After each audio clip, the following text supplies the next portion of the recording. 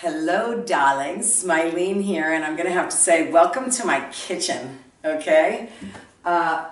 Today is how-to videos, so you'll probably be able to tell by the outfit, but if not, we're doing how-to, and I can't do anything I can't walk really well without making a cup of coffee. I'm going to openly admit that I'm a coffee addict, okay? It started long ago when I had to take a really boring exam for an insurance license right out of college. So the reason I'm doing this is for the same reason on everything else. People ask me for what and how I do this. So as I said, always have been a coffee addict. My friends can tell you, but I also worked at Starbucks for 2 years for health insurance. Great company. Have to tell you, came up with this mixture on my own. So we're going to start off with Smileen's coffee mixture. It's Starbucks French roast. And it is ground one finer than flat when you use the machine. I have to give the plug for Costco here because I do buy it in bulk. Everybody that comes to me for hair knows and wants a cup of coffee. It doesn't matter what time of the day. So I go through quite a bit of coffee here. So it's Starbucks French Roast, which is a very strong brand of coffee. Ground one finer than flat, so it's really fine. It's also Kirkland decaf. So this is a mixture that I've been using for well over a decade. It really does work well. I hate decaf coffee. I absolutely can tell you, I can taste the difference in it, but I love to drink coffee, but nobody wants a hairdresser with really shaky hands. It's just not a great idea at all. So this cuts it out, and it's just better on your body if you're a coffee drinker. I always keep an extra can. So this is why we have the extra can over here. This is something that should definitely be done in your sink, and you should be careful because it's really not good to get too many coffee grounds down your drain at all. You can tell I already have this ground. It's been purchased. It was in the cabinet. I buy them when they're on sale. I get quite a few of them.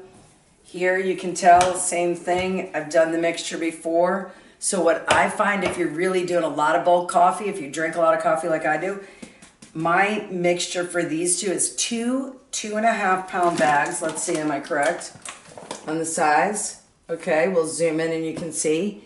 These are sold at Costco to 1 container of Kirkland decaf. So it actually measures out almost perfectly even.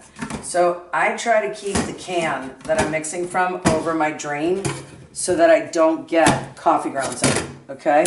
I always start with the decaf because the coffee will go down to the bottom. So it's a 1 to 2, and my heapings are bigger on the coffee. I try, but it seems to get out of the bag. And it's literally a 2 to 1 ratio. Here, I'll move it over this way. I think that's probably easier to see.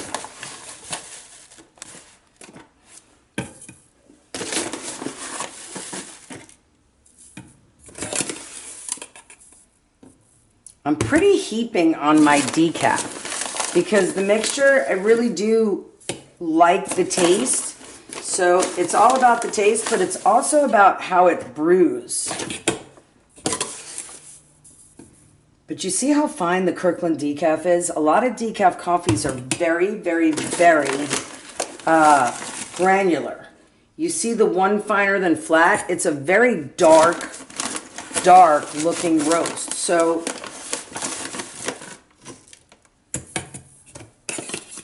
and at this point, I'm really only doing 1 container at a time. The truth of the matter is, I just don't have any more containers on hand. So I'm already using 1.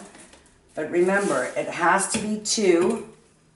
And I started off with the decaf. So if you're somebody that really likes decaf more, I do with this mixture. I go really high on this container. And I'll finish it with a decaf because it all does settle. So all of this will settle perfectly. Now, when it's a mixture, I always use the old containers. So this one, you can see, has so many of my little chicken scratch where it says mixed. I know it says mixed, but otherwise you really should write mixed on it. So this one is good to go. If you look, I have about 1/4 of a container left. And literally perfectly almost 1/2 a bag. So if I really wanted to be messy, I could dump this out. I don't need to do it. I'm going to wrap this up. I can keep coffee in the freezer too. I go through so much of it, I don't need to do that. But this mixture is the basis of all of your coffee. And then we're going to get to how to make your perfect cup. Bye for now.